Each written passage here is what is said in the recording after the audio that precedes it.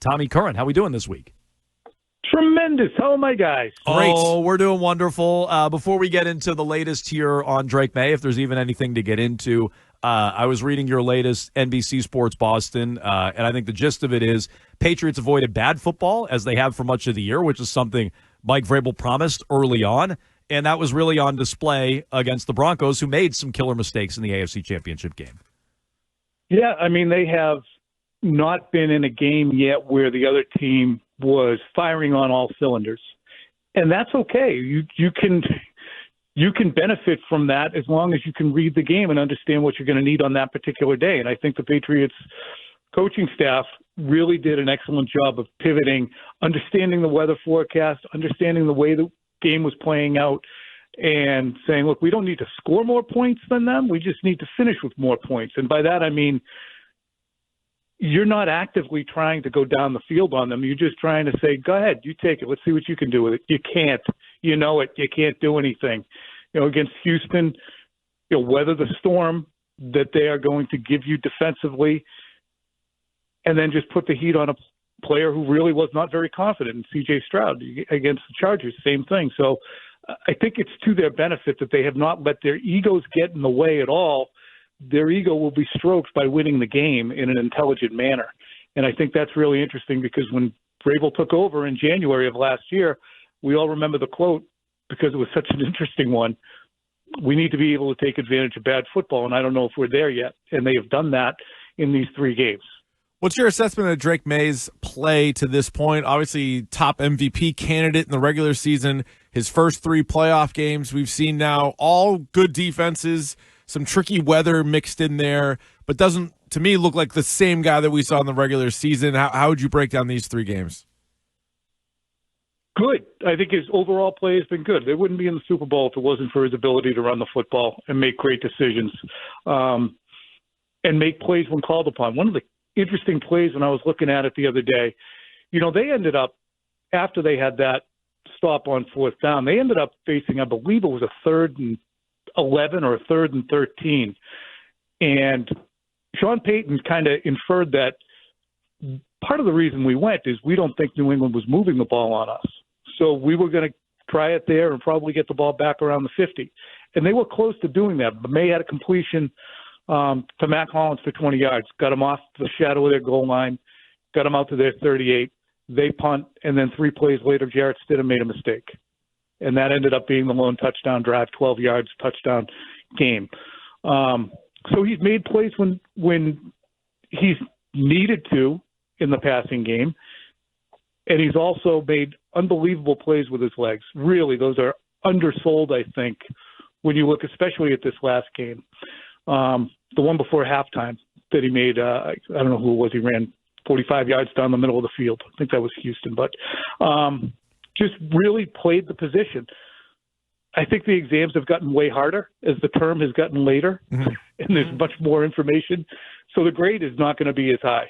But I think it's been certainly very good football from him overall. His passing, he's not been as accurate. I thought he was a little bit off, at the beginning of the game. I think we would all agree that their offensive performance in the first half against Denver was probably one of their worst offensive halves of the season.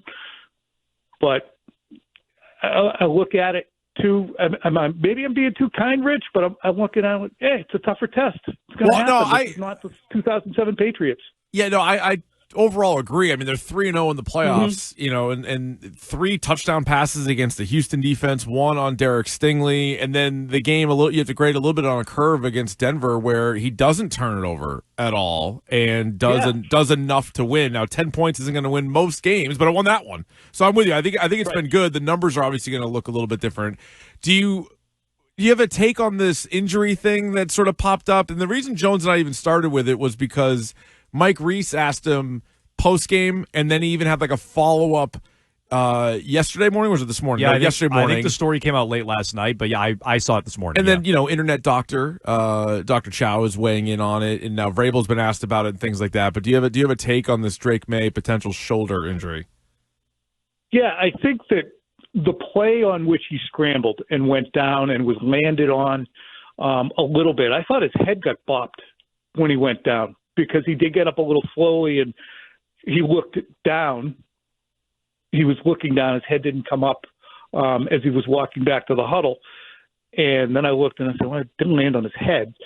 So it did seem as if he was in a little discomfort. Reese has done a good job reporting it out.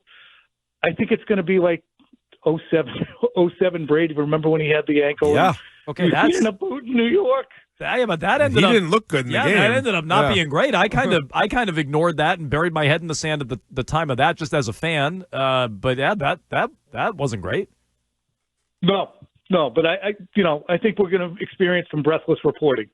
Would Dr. Chow have banged in if this was Week 15? Maybe not. And of course, not to really cast aspersions on him either, because it is a bigger game. But I think there'll be takes galore on the damage done, and I just don't think it rises to the level. If he had missed a play, that'd be a big friggin' deal. If he had been in the blue tent, that'd be a big friggin' deal. If we didn't see him signal with his right arm first down at the end of the game and he just kind of was only able to do it sidearm, that'd be a big deal. I just we'll watch for next week, but until I see it, him missing time or being limited with a shoulder in practice, I'm going to go with he'll be fine.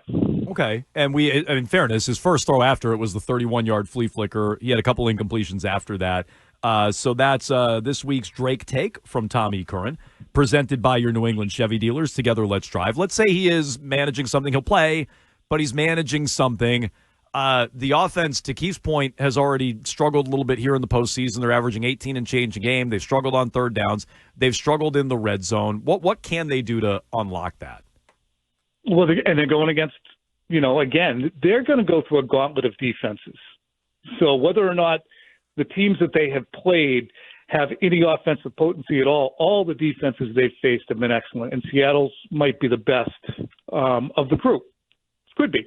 I don't know. You can have a toss-up between them and Houston.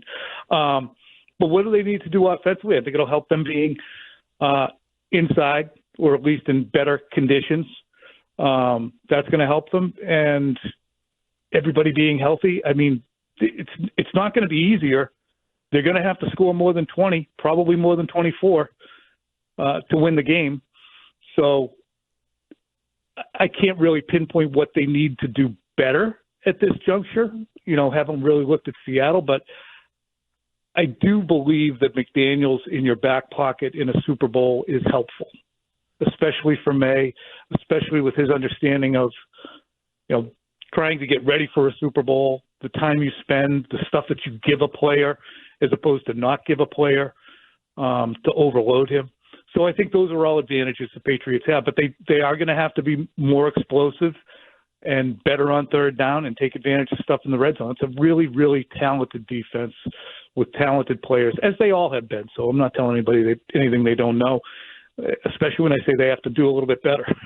Has Sam Darnold changed how you feel about him? Because it took me forever, and I still don't even know if I'm there. Like, he's had two really good regular seasons, and now this playoff run, he's been really good. But it's hard to get out of your mind all those horrible primetime performances or games against the Pats when he was with the Jets. Where do you stand now on Sam Darnold?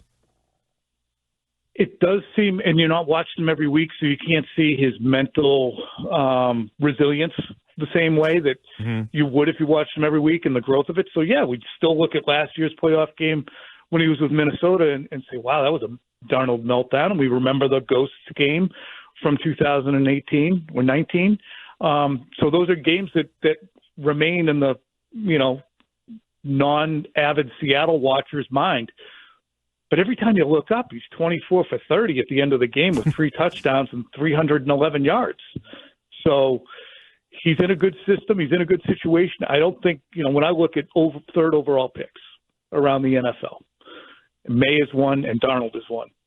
I think May's a better quarterback right now. I think one of the equalizers in this game will continue to be Drake Maye's ability to run the ball.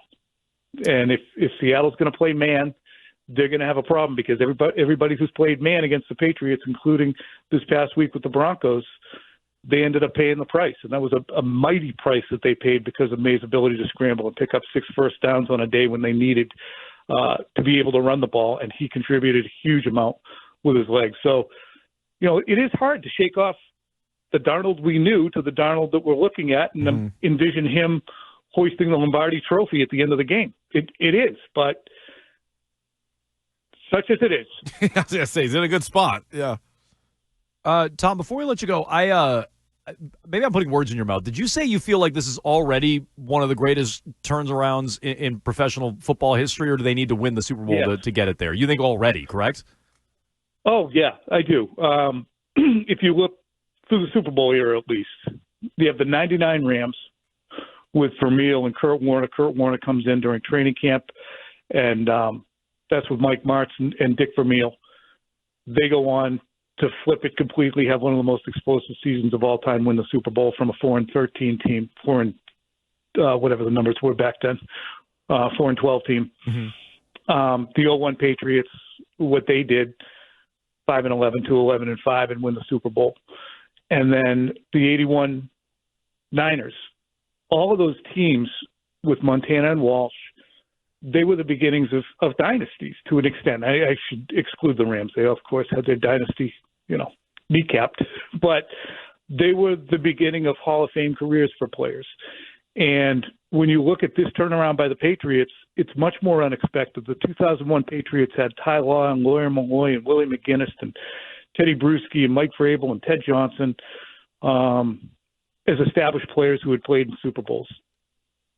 The Rams had Torrey Holt, Orlando Pace, Marshall Faulk, Aeneas Williams, just way more players. So when I look at this is the most unexpected of all of those turnarounds.